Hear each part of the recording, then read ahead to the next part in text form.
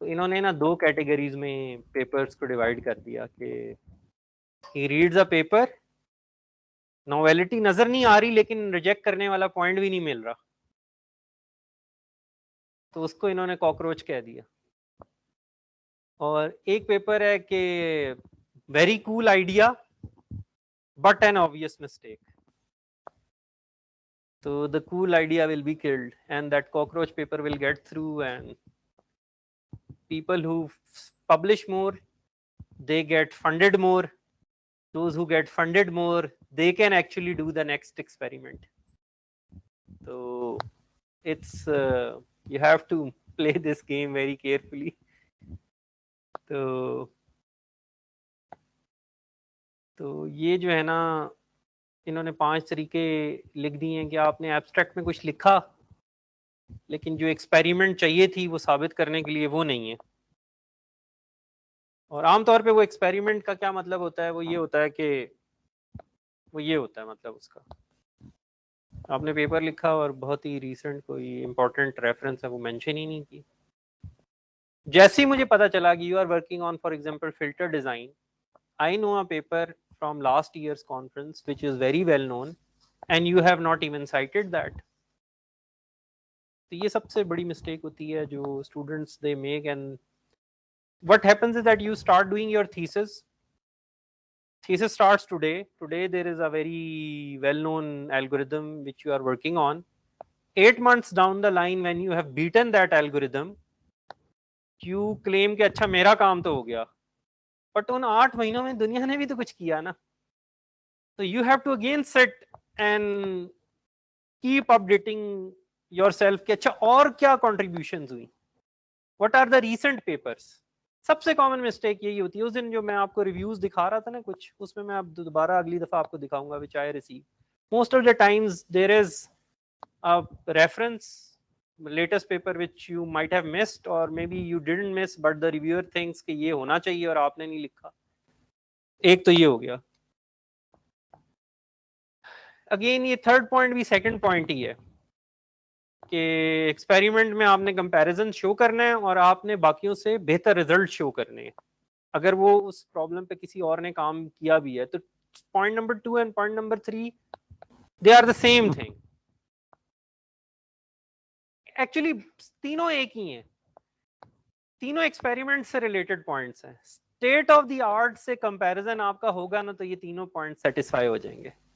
जैसे ही state of the art miss हुआ ना, आपने उसको साइट किया ना उससे आपने एक्सपेरिमेंट किया, और अब आप कह रहे हैं कि मेरा फिल्टर क्योंकि सबसे अच्छा है वो क्योंकि अच्छा नहीं है क्योंकि आपने असल के साथ तुम कंपेयर ही नहीं किया। तो ये देखिए तीनों एक ही बात की तरफ लेके जा रहे हैं आपको।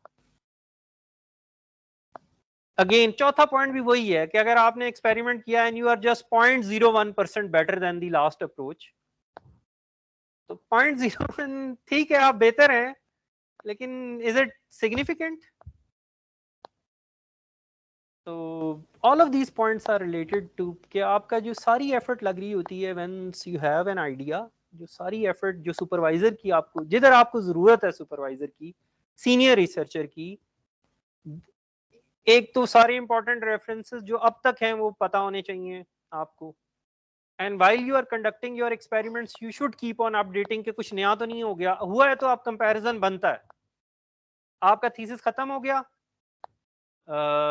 आपके रिजल्ट सबसे अच्छे थे, अब आप पेपर लिख रहे हैं, अब paper is published and you go to your supervisor कि मैंने पेपर सबमिट करना है। आपका सुपरवाइजर कहता है कि नहीं अब ये देखें ये नए ये एक अप्रोच आ गई है which is related to us, so we can only submit if we compare. But you start arguing मतलब कि मैं थक गया हूँ, बहुत काम किया, मैं भेजना चाहिए, मैं भेजना चाहिए। स्ट्रेट अवे उसने रिजेक्ट होना है। तो यू गेट रिजेक्टेड, आप भेजेंगे 3 महीने बाद 4 महीने बाद आपको जवाब आएगा और आपको पता है क्या जवाब आएगा, because the person who is reviewing it is an expert in the area, they will, उनके ऊपर प्रेशर है, 4 में से एक पेपर एक्सेप्ट होना है, 3 ने रिजेक्ट होना है। तो सबसे आसान काम ये है कि वो लिखे कि ये पेपर है आपने तो इससे कंपेयर नहीं किया तो your results are not enough, तो thank you very much. So this is the thing which one has to do alongside doing their own thesis कि keep on eye कि अच्छा इससे related किसने क्या क्या किया, तो Google scholar is your friend, daily आपको उसको देखना पड़ेगा। जी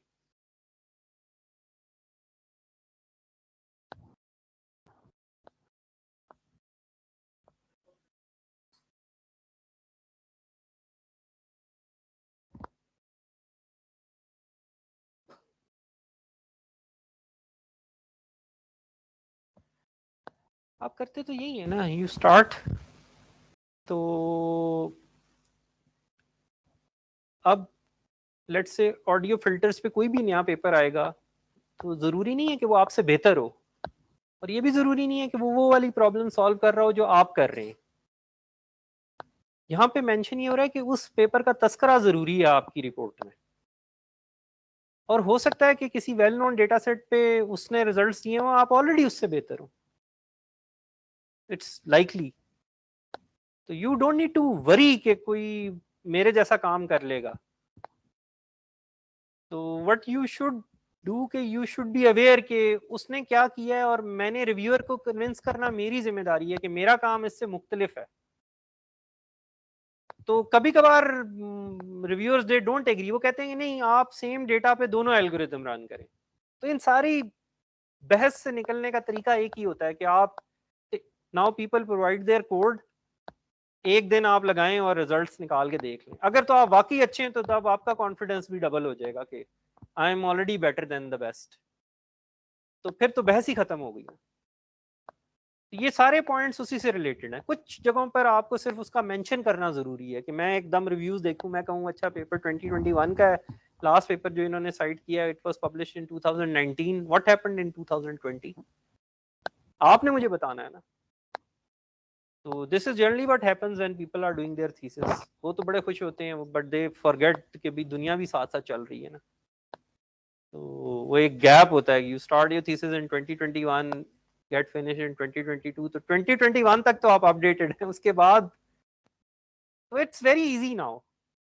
गूगल स्कॉलर में जो भी आप चेक करते रहें, टॉप कॉन्फ्रेंसेस को देखते रहें, और if you cite the latest paper then reviewers are like really intimidated कि आपको भी पता है कि नया क्या है।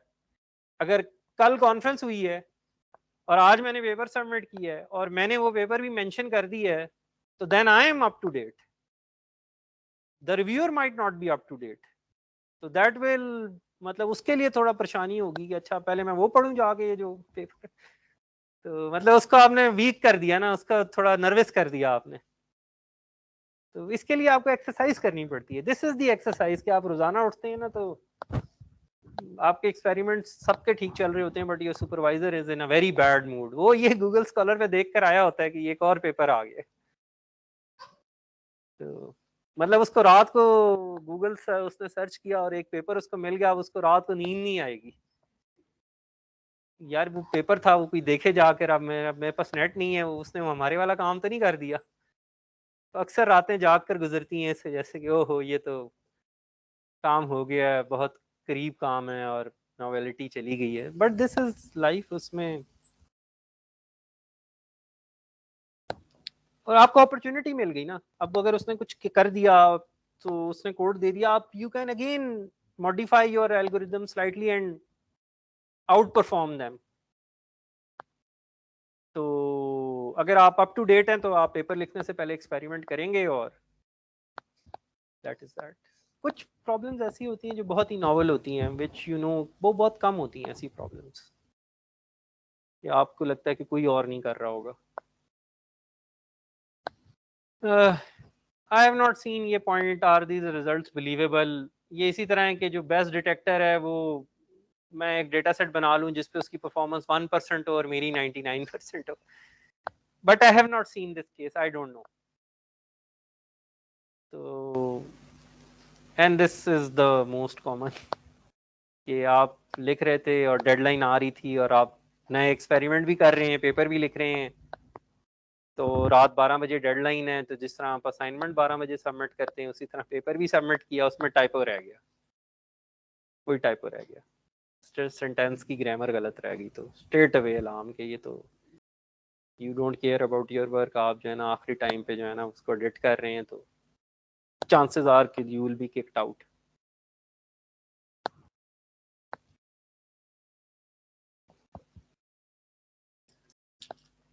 नहीं ऐसे होता नहीं है, इसमें ये होता है कि वो सारी चीजें जमा हो रही होती हैं ना, रिजल्ट्स भी इंक्रीमेंटल हैं, पेपर भी ठीक नहीं लिखा हुआ। अगर तो रिजल्ट्स एक्सीलेंट है ना तो एक आध टाइपो इस तरह नहीं है कि दैट विल, बट अगर तो वो हम केस डिस्कस करेंगे, हम दोनों बॉर्डर लाइन पे चल रहे हैं, दो पेपर, तो you one should not be making this. इसका तरीका यही होता है कि आप पेपर प्रिंट करें, 2-3 लोगों को दे दें, क्योंकि आपसे तो पढ़ा भी नहीं ना जा रहा होगा, आप 36 दफा तो पढ़ चुके होंगे, you can't even read and see के स्पेलिंग मिस्टेक है, स्पेल चेकर यूज करना, this is a thing which is not very common.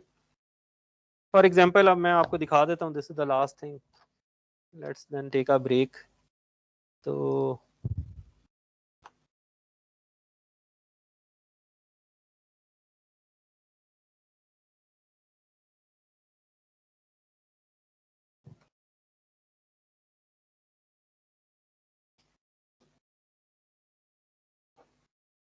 ठीक है, तो जब पेपर लिख लिया ना, मतलब फॉर एग्जांपल मैंने कोई पेपर लिख लिया, तो उसको फिर मैं जो है ना, ये लाटेक्स का जो स्पेल चेकर है वो इतना अच्छा नहीं है, तो फिर मैंने उसको सारे को ना इधर कॉपी कर दिया गूगल डॉक में, और फिर मैंने देखा कि अच्छा कहाँ कहाँ इसने मुझे गलतियाँ बताई हुई हैं, तो ये जो रेड जगह हैं ये गलतियाँ हैं।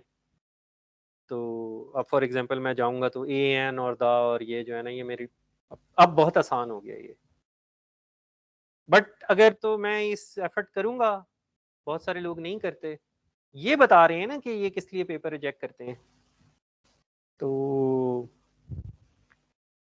सो these are the things we need to take. तो अब हमने ये देखना है कि ये 5 चीजें, जो ये 5-6 चीजें इन्होंने बताई हैं ना, ये वो जो हमने डायग्राम बनाई है उसमें कहाँ कहाँ हमने इनका ख्याल रखना है। अभी तक हमने इंट्रोडक्शन की बात की है, ये बाकियों की बात की नहीं है। We need to keep this thing at the back of our mind के ये गलती ना हो। तो sometimes your paper might be borderline, but your research is actually good, and when people will have time and they use your research, so they will see the benefit, or then you get citations and then you get all the rewards। but अगर आप reject हो गए और वो दूसरा इन हो गया paper, वो जो रिवॉर्ड आपको मिलने चाहिए थे वो आपकी सुस्ती की वजह से, केयर ना करने की वजह से जो है ना, वो you have missed out on all those rewards. तो you once now you are reading papers ना, तो आपने इन चीज़ों का ध्यान रखना है, आपने उसके रेफरेंसेस देखने हैं, लेटेस्ट गूगल स्कॉलर में जाके देखना है कि लेटेस्ट क्या है। वो तो I will be looking for these things कि आपने अपनी रिपोर्ट में लिखे हैं लेटेस्ट वाले, नया क्या हो रहा है, तो उसी तरह फिर आपकी रिपोर्ट को मैं जो है ना जज करने की कोशिश करूँगा।